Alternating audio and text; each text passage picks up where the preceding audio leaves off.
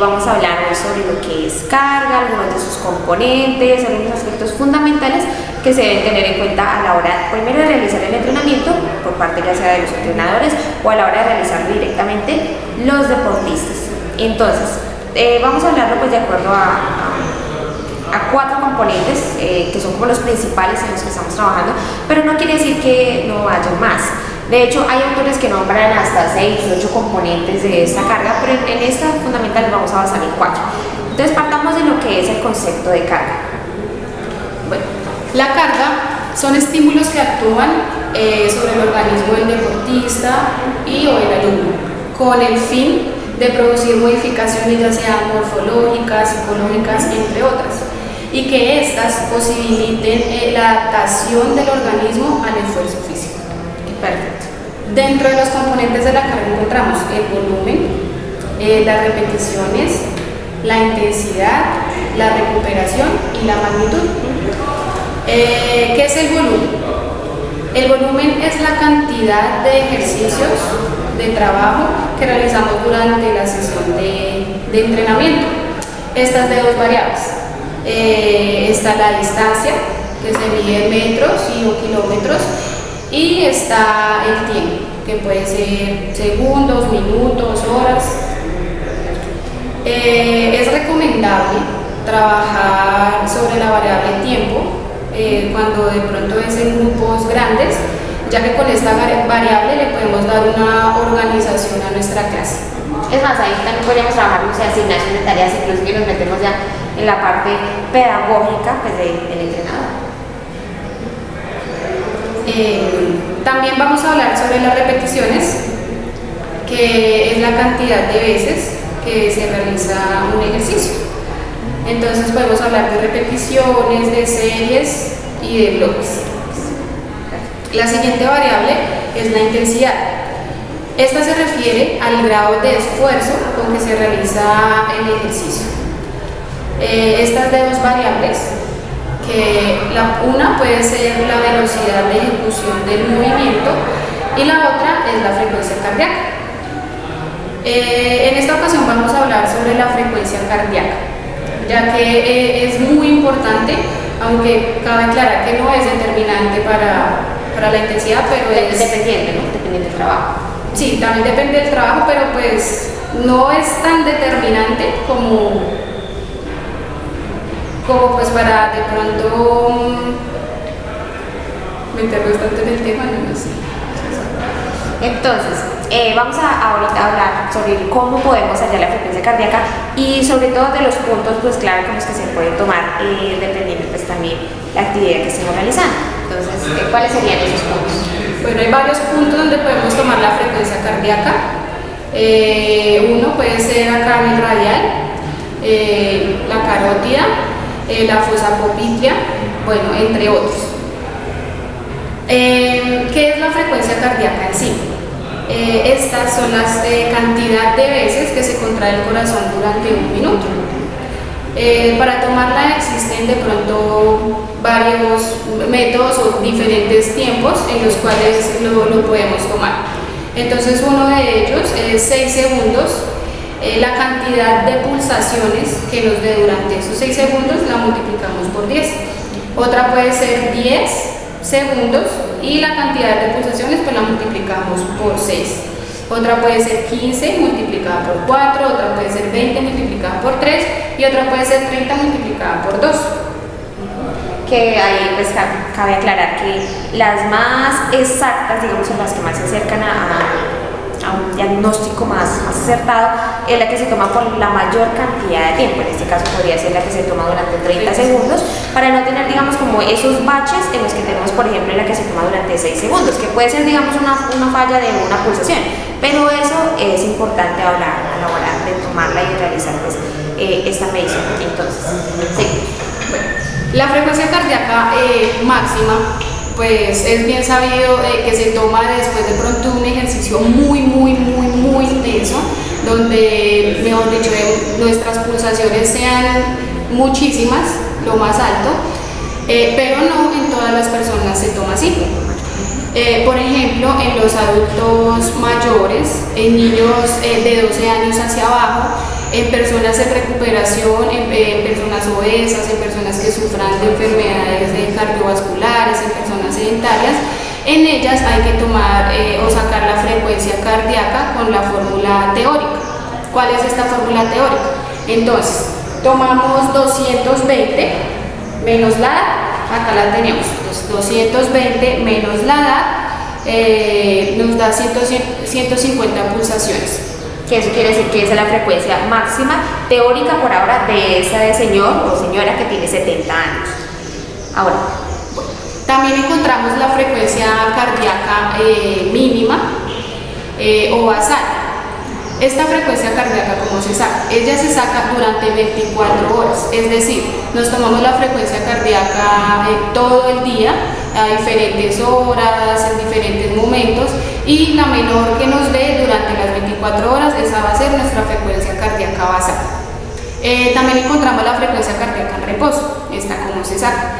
Ella se puede sacar después de una ingesta, puede ser, no sé, el almuerzo, se reposa durante 10 segundos, recostado, con las manos a los lados, estando muy tranquilo, muy relajado. Después de estos 10 minutos se toma la frecuencia cardíaca y esta va a ser su frecuencia cardíaca en reposo. sí, correcto. Entonces ahí serían 10 minutos aproximados, porque puede ser un poquito más, esa persona está totalmente tranquila, puede ser en un espacio, de hecho, que sea muy silencioso, que es lo que hace que la persona libere su estrés y podamos tener una frecuencia un poco más acertada en este procedimiento.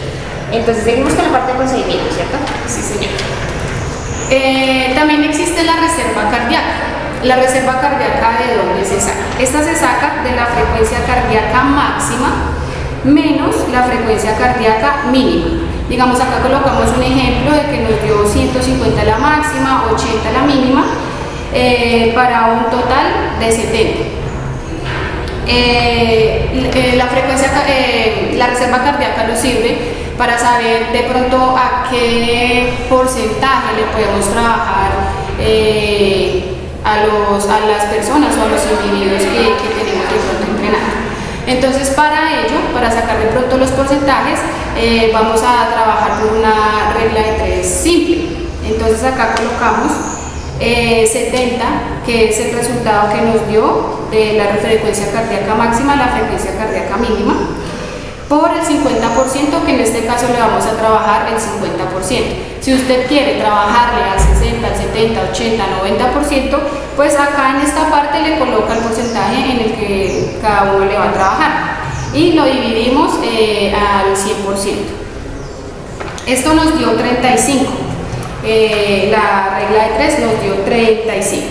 A ese resultado hay que sumarle la frecuencia cardíaca mínima, aquí como lo pueden ver, y nos da 115 pulsaciones. Esto quiere decir que el 50%, 115 pulsaciones. Estas pulsaciones son las que debemos trabajar pues con nuestro deportista, nuestro individuo. Perfecto. ¿Qué componentes siguen? Dentro de la intensidad también encontramos de pronto diferentes zonas. Entonces, la primera zona es la de T120, T135. Esta zona es la zona fitness, de pronto que la puede trabajar todo el mundo, porque es algo muy suavecito, es para todos, por eso se llama fitness. Está la segunda zona, que es la de 135, 150 pulsaciones por minuto. La tercera zona, que es 150, 165 pulsaciones por minuto.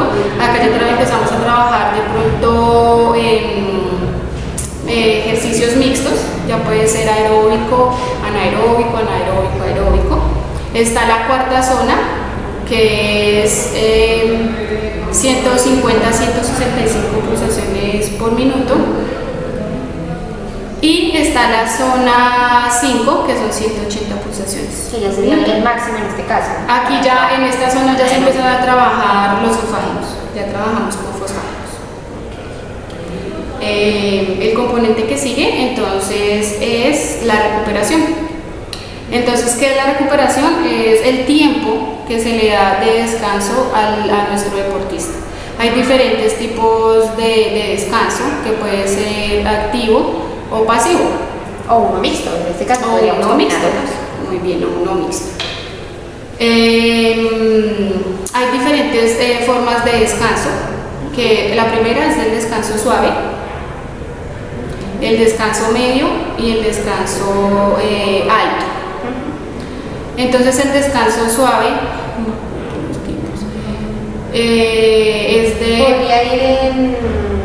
¿Ese es el que lleva más tiempo? El descanso suave es de 20 a 60 segundos, que se da el descanso. El descanso medio es de 3 a 5 minutos y el descanso alto es de 5 minutos en adelante. Eso lo podemos evidenciar, por ejemplo, en las planeaciones, ¿no? Cuando tú organizas todo el estado de la clase, con sus componentes adecuados, podemos también ver las micropausas, las macropausas, las mesopausas que ya se llevan a cabo también durante unos largos periodos de entrenamiento. Y por ejemplo, en un día que entrenemos se usan las micropausas y las macro, ¿no? Entonces las micro van en intermedios de cada ejercicio, cada repetición. Y las macropausas ya irían más o menos en lo que va cambiando de ejercicio, qué tiempo vamos a descansar durante ese cambio ahí que vamos a observar. La recuperación es importante, ya que si no se da la adecuada recuperación, nuestro deportista ya llega a su fatiga muscular y hasta ahí nos quedó pues el ejercicio. El siguiente componente es la magnitud. Esta abarca de pronto todos los componentes de la carga. Es como una valoración subjetiva que da el entrenador mismo dentro pues, de lo que ve en su hora o sesión de clase. Esta se valora de 1 a 5 expresada en números romanos, siendo 1 el más suave y 5 pues el más duro. De hecho, haciendo como un análisis, digamos que esta magnitud se podría asimilar con la escala de Born, ¿no? Porque la escala de Born la podemos usar, digamos, en cualquier ejercicio. Cuando vemos al niño que está más cansado, le podemos preguntar, bueno, más o menos de 1 a 10, que ya se conoce más o menos cuál es su grado de cansancio. 5, pues es un término intermedio, pero pues si vamos a trabajar, por ejemplo, un 50% como le estamos trabajando ahorita en este ejemplo de frecuencia, podríamos trabajar, no sé, no más de, 5, 6, máximo 6 de número en esa escala del esfuerzo. Entonces, esto nos puede ayudar también a identificar si estamos dándole mucho al niño, si es el caso de un niño, un deportista, cualquiera, o en verdad estamos muy abajo y tenemos que empezar, bueno, súbale, o bájale. Esto nos ayuda mucho, sobre todo para esa planificación de esos entrenamientos que, digamos, se salen de lo que teníamos pensado y nos puede ayudar a controlar esos aspectos importantes de esta carga. Cabe aclarar que dentro de la sesión de entrenamiento, la magnitud, la intensidad y el objetivo deben concordar. O sea, los tres son como una línea la cual debe concordar. Si de pronto esto no concuerda en la sesión de entrenamiento, pues no estamos realizando el ejercicio adecuado para nuestro deportista o de pronto la persona que estemos entrenando. Perfecto. Entonces, ahora, tenemos que en el trabajo de las cargas hay 3 tipos de cargas, pues según el estímulo que ocasiona. Uno de esos es la carga inadecuada. Tenemos que la carga inadecuada es un tipo de carga que no te va a ocasionar absolutamente nada en el cuerpo. Puede que estés un poco cansado, pero no hay una verdadera fatiga para que resulte o su solución, su resultado, pues sea lo que queremos. Otro tipo de carga es la carga excesiva, que es la carga que, mejor dicho, superó el trabajo que tú estabas esperando, ¿sí? En cuanto a la carga inadecuada, es un tipo de trabajo que, digamos, que se planeó pero que no te sirvió para lo que tú querías. Pero también tenemos la carga insuficiente, que es una carga que tampoco te sirvió, la habías planificado, pero que no dio los resultados que se esperaban, es decir, porque de pronto fue un número menor de repeticiones, el tiempo de descanso no fue suficiente, entonces el organismo de cierto modo colapsa y no tenemos resultados. Entonces la carga adecuada es como el promedio de lo que nosotros vamos a ver en resultados. A veces la carga excesiva también es bueno para romper con ciertos procedimientos cotidianos que se llevan, pero también es importante a veces en el entrenamiento, sobre todo el alto rendimiento, que tengamos como una interrupción a esa cotidianidad. Entonces, ahora que hablamos sobre cargas, es importante ver una gráfica,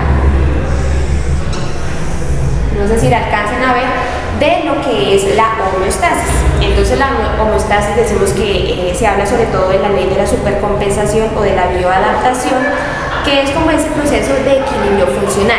El movimiento y pues más el ejercicio intenso, como son los entrenamientos, buscan romper ese equilibrio funcional. Entonces podemos graficarlo de esta manera. Entonces, decimos que acá es el aumento, acá viene la disminución de ese proceso. Entonces decimos que en un entrenamiento se produce el siguiente efecto. Aquí entrenamos,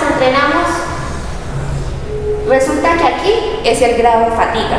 Entonces ya tenemos una fatiga muscular, el cuerpo ya está que no da más. Con el descanso, que lo hablábamos, que es uno de los componentes de la carga súper importantes, lo tenemos acá. Una recuperación, eso ayuda a que vaya pasando ese grado de fatiga. Tenemos aquí arribita ya la supercompensación. ¿Eso qué quiere decir? Que el mismo cuerpo crea unas adaptaciones para que la próxima vez que se realice ese entrenamiento, la capacidad funcional aumente. Es decir, que tú no vas a tener la misma capacidad funcional que tenías el día anterior. Eso le llamamos homeostasis. Es un proceso de equilibrio donde el cuerpo lo usa como un método de protección ante ese estímulo que es la carga. Ahora, hablando de las líneas energéticas, podemos manejar 3 líneas energéticas, ¿cierto? En cuanto a la primera, que es como la sencillita, la que se trabaja pues en edades tempranas, es la línea aeróbica. La línea aeróbica, por ejemplo, la podemos trabajar en potencia y en capacidad. Bueno, las tres en potencia y en capacidad.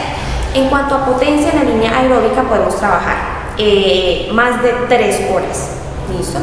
Después de esas 3 horas se convierte en una línea aeróbica de capacidad. Tenemos ahora en la línea de potencia láctica, que es la que le sigue después de la aeróbica, la láctica, que se trabaja en caso de potencia de 45 a 60 segundos. Y si nos pasamos de ese tiempo, es decir, más de 11 minutos, podríamos trabajar ya la de capacidad. ¿Listo? Entonces, de minuto a más de 11 minutos estamos trabajando en la capacidad, la línea láctica de potencia y capacidad. Ahora, tenemos la última, que es la que más esfuerzo trae, fatiga, produce a nuestro entrenamiento, que es la línea anaeróbica láctica. Entonces, tenemos de potencia igualmente y de capacidad. La de potencia decimos que trabajamos aproximadamente 80 segundos, como por ejemplo a veces los sprint, aunque los sprint pueden, no sé, tardar hasta 15 segundos en un corredor pues ya de un entrenamiento fuerte. Y tenemos la de capacidad, que se demora más o menos de 15 a 25 segundos. Es un tiempo aproximado, que es lo que se trabaja para tener en cuenta estas líneas energéticas y saber qué es lo que estamos trabajando. Si vamos a trabajar, por ejemplo, no sé, velocidad, no podemos estar trabajando una velocidad a 2 minutos, 3 minutos, ¿sí? Porque no nos va a dar los resultados que esperamos. Igualmente, si vamos a trabajar velocidad, no sé, 100 metros, no podemos estar realizando los 100 metros de corrido, debemos estar trabajando, no sé, por lo menos mínimo la mitad y en varias repeticiones. Ahora, es importante determinar también los descansos dependiendo de esas líneas energéticas que trabajemos. Por ejemplo, en la línea láctica que trabajamos a partir de fosfágenos, es importante que tengamos un descanso de por lo menos, no sé, unos 10 segundos, más de 10 segundos, dependiendo de lo que vayamos a trabajar. Si es, por ejemplo, la línea aeróbica, pues podemos determinar a veces puede ser menos tiempo o un poquito más de tiempo, más hasta un máximo 3 minutos, que es lo que vamos a trabajar. Listo. ¿Qué otro tema nos queda sin tener? No, de pronto en este tema cabe aclarar que en la línea anaeróbica láctica estamos trabajando pues solo con fosfágenos, ¿no? En la línea anaeróbica láctica ya trabajamos con el glucógeno muscular y el glucógeno hepático. Y en sangre. Y en sangre. Y en la aeróbica pues ya estamos trabajando en la oxidación, estamos trabajando con los aminoácidos, ácidos grasos libres, proteínas, siendo o sabiendo que de pronto la función de las proteínas es más bien de pronto diferente que aportar energía. O sea, trabaja más en como funcionamiento del cuerpo, como en la estabilidad, como en los tejidos. Pero pues ya de pronto en un ejercicio que sea muy largo, muy excesivo, pues ya el cuerpo empieza a coger algo de las proteínas. Otro aspecto que también es importante saliéndonos un poco de esas líneas energéticas, son los principios pedagógicos que vamos a aplicar a esas cargas de entrenamiento. Entonces, ahí todos los principios son importantes, pero hay unos que pesan más que otros, ¿no? Entonces, por ejemplo, tenemos en caso de específico pues, de lo que estábamos hablando anteriormente, puede ser el principio del aumento progresivo y discontinuo de la carga. Con ese principio vamos a obtener mejores resultados y no se nos va a llegar ese periodo de estancamiento de ese mismo deportista. Por eso es importante, como les comentaba, romper con esa cotidianidad que se lleva para obtener mejores resultados. Entonces, otro principio que tenemos, por ejemplo, es el de la transferencia, que es otro principio súper importante. Dependiendo de las fases que estemos trabajando, pero es primordial trabajarlo, sobre todo fase A, que es donde se evidencia más, donde el niño puede saber, no sé, juega fútbol, pero digamos que se mete a otro tipo de deporte. Entonces, ese fútbol, ¿cómo le va a llevar al niño a mejorar sus habilidades para otro deporte, ¿no? Entonces, ¿cómo transfiere esas habilidades, esos conocimientos de motrices, de motores que tiene para llegar al buen desarrollo de ese deportista? Entonces, llamamos que el acervo motor es como lo que el niño recopila de todos esos sucesos deportivos y de movimiento que lleva a cabo para lograr hacer transferencia en ese nuevo deporte que está practicando, ¿no? Entonces, otro principio que sepas. También es importante el principio de lo evidente. Me parece algo sumamente interesante que el niño, el deportista, ya como lo hemos dicho, el individuo, la persona que esté realizando el ejercicio, sepa que se va a trabajar, sepa que se va a realizar y que él sea consciente de pronto de los procesos que hay que llevar dentro de la sesión de entrenamiento. Claro, no solo que se entrene por entrenar, sino que sepa qué se hace, para que él también tenga un cambio, una transformación pues dentro de su organismo y dentro de su físico, dentro de, digamos, de las cualidades o de las cosas buenas que trae el entrenamiento. Exacto, porque el niño también debe entender para qué está entrenando, cómo lo debe hacer. En un caso, no sé, de alguna lesión, él también puede entender por qué se ocasiona esa lesión y por qué a veces no se ocasionan lesiones, qué es lo adecuado que debe hacer ese niño. Entonces, todo el entorno debe saber para qué es ese entrenamiento, inclusive hasta los padres de familia, el entorno social, es importante que sepan para qué se está llevando a cabo ese proceso. Tenemos muchos más principios, como por ejemplo el de la unidad, de trabajar como el cuerpo como una unidad completa, no solamente si estamos trabajando, por ejemplo, no sé, voleibol, trabajar solamente brazos, que es como lo que más trabajamos, no, porque también necesitamos una transferencia y necesitamos una potencia de piernas, necesitamos también una flexibilidad en la espalda, necesitamos algo de potencia en los brazos. Entonces, todos estos principios nos ayudan a planificar muy bien nuestro entrenamiento. Entonces, por ahora serían esos que mencionamos, por ahí total de 20 principios, ¿no? Entonces, por ahora esos son aspectos principales que pues, denotamos de lo que es el trabajo del entrenamiento en la carga. Gracias.